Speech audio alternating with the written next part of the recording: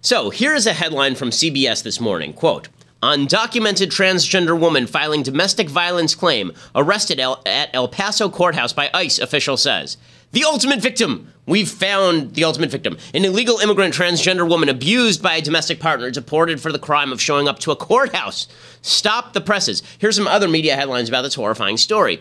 ICE detains domestic violence victim in El Paso court. Huffington Post. ICE reportedly detained a domestic abuse victim who sought court protection. Newser. ICE agents arrest woman in domestic violence court. New York Magazine. ICE arrests domestic violence victim at Texas courthouse. The Washington Post. This is really unprecedented. ICE detains woman seeking domestic abuse protection at Texas courthouse. Even Fox News. ICE agents reported arrest alleged domestic violence victim at Texas courthouse. Now, here's how the headline should actually have read. ICE agents arrest repeatedly convicted criminal for deportation at courthouse. The transgender woman in question has been deported 6 times before and voluntarily returned to Mexico 1 other time. Here is the rap sheet for the transgender woman from 2013. Assault, probation violence, domestic violence, false imprisonment of a minor. That information, which seems sort of important, is buried in the second to last paragraph of a 19-paragraph CBS News story. The Washington Post buried it in paragraph 10. The Huffington Post didn't mention it at all. All of the stories mentioned a comment from the county prosecutor who said that ICE knew about the deportee's location because of an anonymous tip. The prosecutor suggested the tip came from the alleged domestic abuser, but then admitted she had no specific information that would lead her to that conclusion. There are provisions, by the way, in U.S. law that apparently prevent arrest of someone for immigration status based solely on reports from a domestic abuser. But you don't get the whole story from the media, particularly not from their headlines. The crusade is now on to find victims of the supposedly Gestapo-esque Trump immigration enforcement policy. And the media won't let inconvenient facts like repeat criminality of the arrested stand in the way. I'm Ben Shapiro. This is The Ben Shapiro Show. It's mailbag day. Yeah, we're going to get to the mailbag today. Everybody is very excited about all of it, but we'll get to that in just a second. First, we have to say thank you to our advertisers over at Zeal. So, if you are somebody who is desperately in need of massage, and I am one of these people, I will admit, I get very stressed and I require massages from time to time. Zeal is the place for you. Go to zeal.com and you can get a massage at your house. They come to your house, they cater to you, and you can choose the kind of masseuse that you want, the type of massage. It's on demand, it's at home.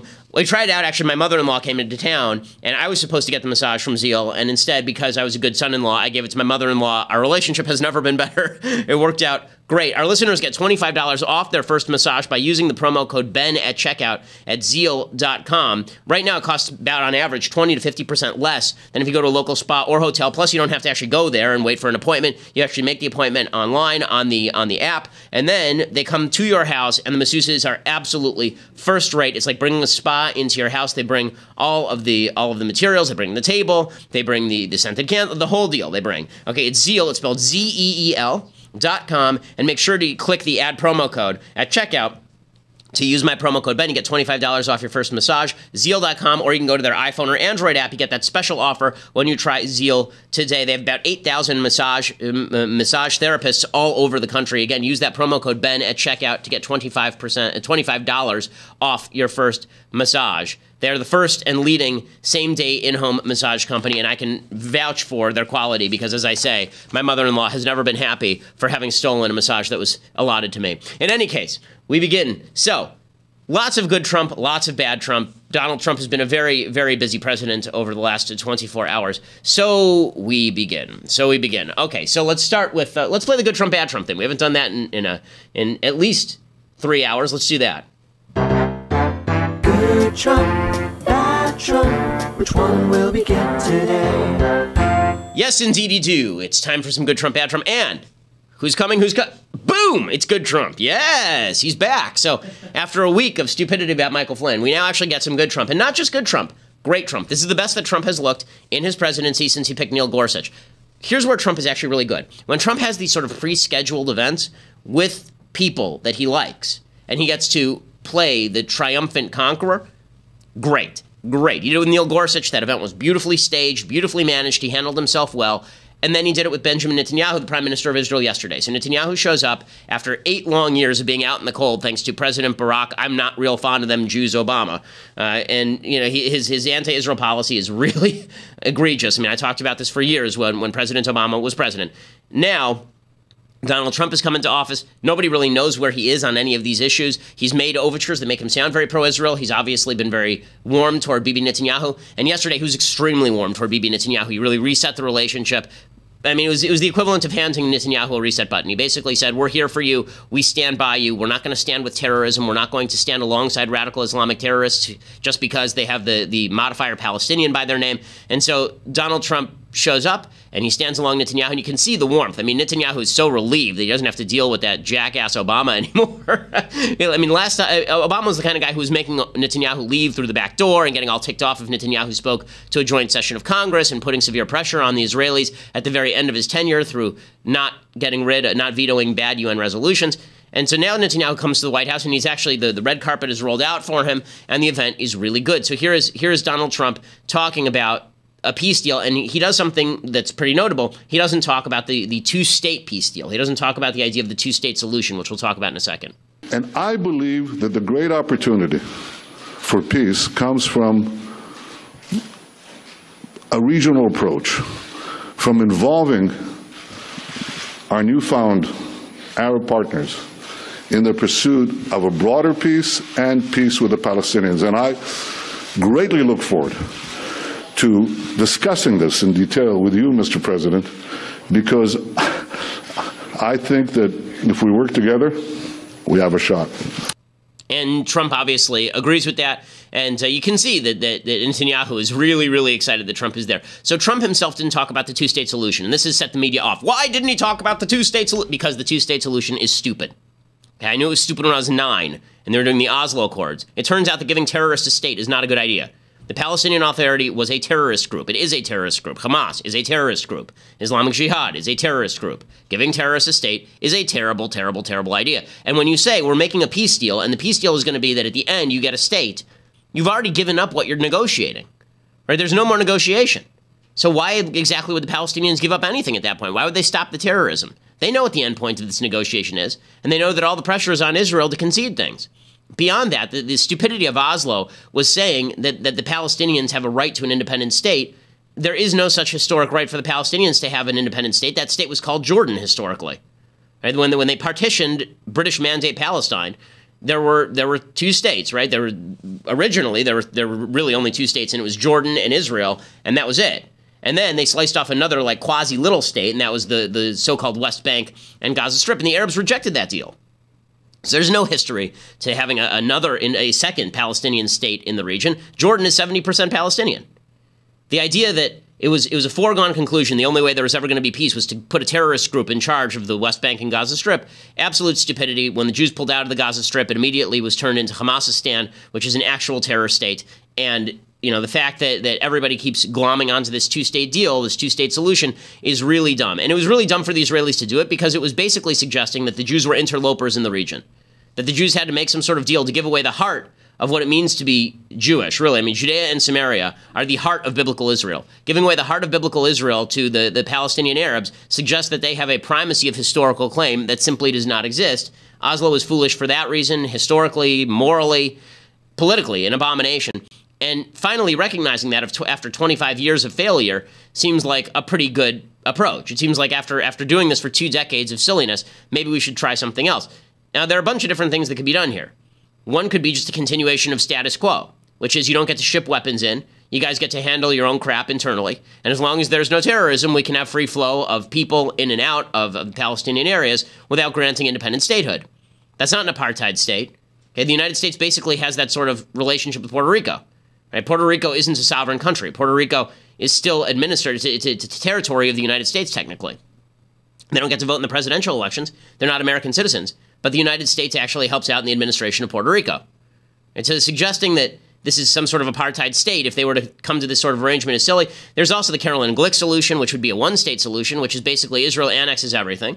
And then Israel actually gives citizenship to the Palestinians because, guess what? There are 6 million Jews in the area. There are only like 1.5 million Palestinians. And that's not the world's biggest deal. So there are plenty of solutions other than we have to give an independent state to a bunch of genocidal people who wish to wipe Jews off the map. It's always funny. They always talk about the Jews participating in some sort of ethnic cleansing effort by moving Palestinians. They never talk about the Palestinians forcibly moving Jews out of how many Jews live in quote-unquote Palestine? The answer is zero. 0 Jews live there. How many Israeli Arabs live in Israel? Over 1 million. So the idea that the ethnic cleansing is coming from the Jewish side is really quite spectacularly stupid. Getting rid of the idea that the Palestinians have to have their own state as a precondition for any negotiation is a good first step, because if you're actually going to have a negotiation, everything should be on the table. Nothing should be off the table. The reason Netanyahu wants to bring in regional partners on the peace deal is because he knows that Jordan doesn't want the Palestinians. He knows Egypt doesn't want the Palestinians. He knows the Saudis don't want the Palestinians. All of them oppose a Palestinian state. Here's the reality. Egypt, Jordan, Saudi Arabia, none of them want a Palestinian state. They all pretend they do for public consumption. None of them actually do. The reason they don't actually want that is because if there were a Palestinian state on the border of Jordan, it would immediately become a terror threat to Jordan itself. And the Egyptians don't want a Palestinian terror state on their border. They've been having all sorts of border trouble. The leader, al-Sisi, has been having all sorts of border trouble with Gazastan, with Hamasistan in Gaza, because Egypt is in control of the Sinai Desert, which runs all the way up to the Gaza Strip. So none of these countries actually want there to be a Palestinian state. Netanyahu knows that. That's why Netanyahu is saying we should have a regional approach here. Listen, Netanyahu, okay, the Israeli government has a on-the-table constant offer to the Jordanians that if the Jordanians want to take over all of the Palestinian territories, they can. You know what the Jordanians say? They say no. No one wants to be in charge of this. You know why? Because it's filled with a terror government.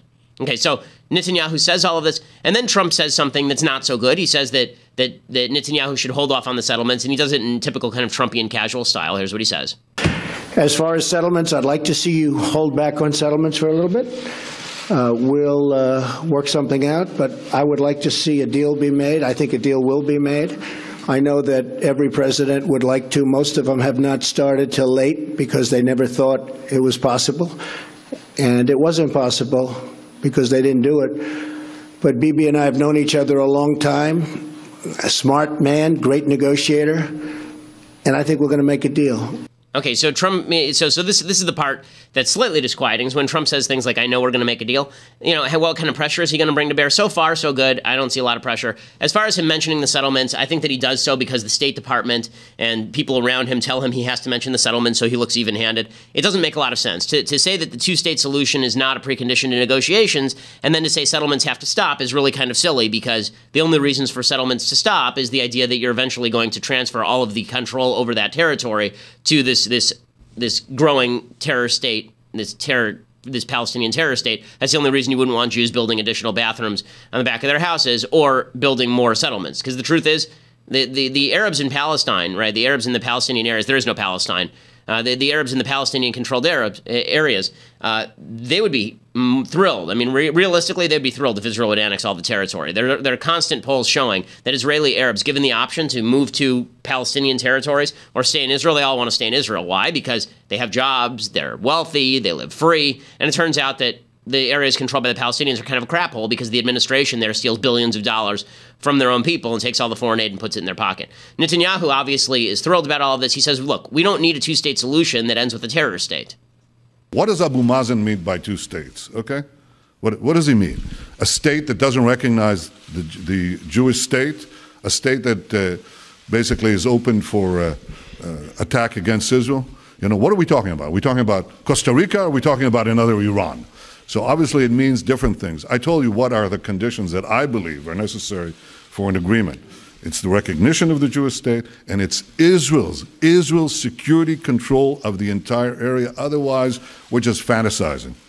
Otherwise, we'll get another failed state, another terrorist Islamist dictatorship that will not work for peace, but work to destroy us, but also destroy any hope for a peaceful future for our people. Okay, and all that Netanyahu says there is absolutely 100% true. So, good for Trump for taking the blinders off with regard to this idiotic two-state solution nonsense. It's time to move beyond failed failed attempts of the past, and time to talk about realistic solutions in that area. Realistic solutions will involve security, not peace, but the security that's going to be arranged is not going to be on the back of setting up a terror state in the heart of Israel. That's absolute foolishness. Good for President Trump. Okay, so we now have to take our break over at Facebook and YouTube, but we have lots more coming up. We have to get to more of the fallout about Flynn, some bad Trump. We have to get to the media just making complete fools of themselves, the Republicans all over themselves. Plus, we have the mailbag, so tons more coming up here on The Ben Shapiro Show. Go to dailywire.com right now to subscribe. $8 a month will buy you that subscription. You can see the rest of the show live. You can be part of the mailbag right now. We're going to be doing the mailbag in just a few minutes, and you get to be part of it. You get to send in your questions live, and I will answer them live and make your life 100% better. If your life is crappy, it will now be just glorious. It will be a utopia of happiness. If your life is already a utopia of happiness, well, then I will send you directly to heaven with the mailbag. So you can go to dailywire.com right now, subscribe. Annual subscribers get a free copy of The Arroyo, fictional film about what's happening down at the southern border. Really good film about the crisis on the southern border with drug cartels coming across into Arizona and what one rancher does to stop it. dailywire.com is where you subscribe, or listen later at iTunes and SoundCloud. By the way, we are now ranked overall in the top 20 of all podcasts in the United States, not just political podcasts in the United States, all podcasts in the United States. I think we're ranked as high as 14 on iTunes right now and climbing fast. So it's pretty cool stuff. We are the largest conservative podcast in the nation.